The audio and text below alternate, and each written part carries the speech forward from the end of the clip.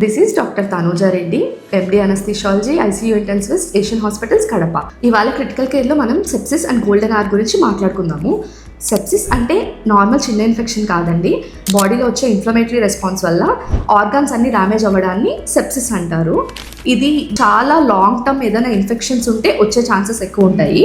మీరు సెప్సిస్ని ఎలా ఇంట్లో ఐడెంటిఫై చేయొచ్చు అంటే బీపీ తగ్గడం, హార్ట్ రేట్ పెరగడం, యూరిన్ అవుట్పుట్ తగ్గిపోవడం, ఏదైనా కన్ఫ్యూజన్, ఇరిటబిలిటీ ఇలాంటివి ఉంటే మనం ఇంట్లో సెప్సిస్ అని రికగ్నైజ్ చేయొచ్చు. సెప్సిస్లో గోల్డెన్ అవర్ అని ఒక పీరియడ్ ఉంటుంది. దాని first 1 hour of recognition of symptoms.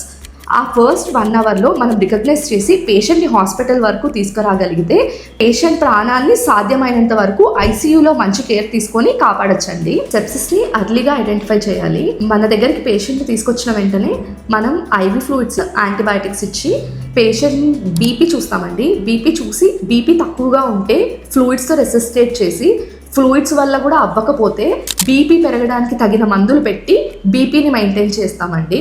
ICU monitoring ఖచ్చితంగా సెప్సిస్ పేషెంట్కి ఉండాలి. సెప్సిస్లో గోల్డెన్ అవర్ చాలా ఇంపార్టెంట్. ఆ టైంలో మనం కరెక్ట్ హాస్పిటల్కి, కరెక్ట్ డాక్టర్ దగ్గరకు వచ్చి ట్రీట్మెంట్ స్టార్ట్ చేయగలిగితే చాలా మటుకు పాజిటివ్ ఛాన్సెస్ ఉంటాయండి.